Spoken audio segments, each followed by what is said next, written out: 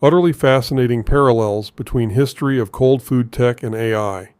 This is the book I was reading on my walks in May 2026, and it was truly utterly fascinating to see the parallels between the history of cold food storage and transportation technology, a history of basically the past 150 years in particular, though Twilley does indeed also cover how food was cooled and stored before that period as well, and that of the current history in the making of AI technology. One thing that stood out in particular was just how much more power is used for cold food storage and transportation than AI uses,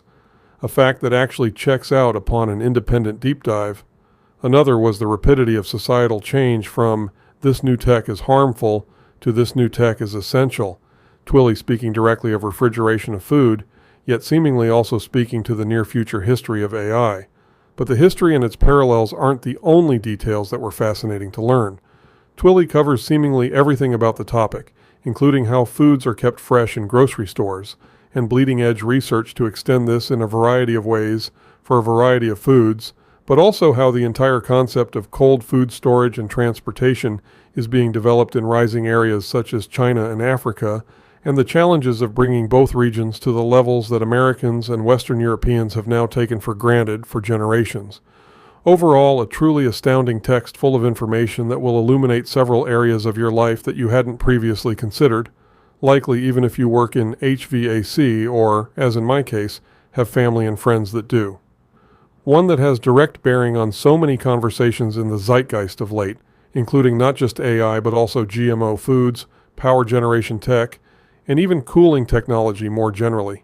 Indeed, in questioning whether cooling is an actual net positive for humanity, it is, but Twilley points out some areas where it is genuinely changing us and explores ways these changes may be mitigated. Twilley actually actively adds to even the very conversations she is covering within this text. Absolutely one book that so very many should read, particularly those that pontificate about certain issues without having any clue about how very small those anthills are in relation to the hills and indeed mountains of food chilled and refrigerated, and the technology and its power and resource consumption that enables said mountains to exist at all. Oh, and one note, as I read the Audible form of this book, and this was not an advance review copy, I do not have access to depth of bibliography information. This text would absolutely have the Sagan standard applied though, so I do hope that the text forms of this book have at least 20% bibliography. I just don't have access to that information as I write this review, and because of the format I consumed the book in, it did not bear on my actual experience with the text. Very much recommended.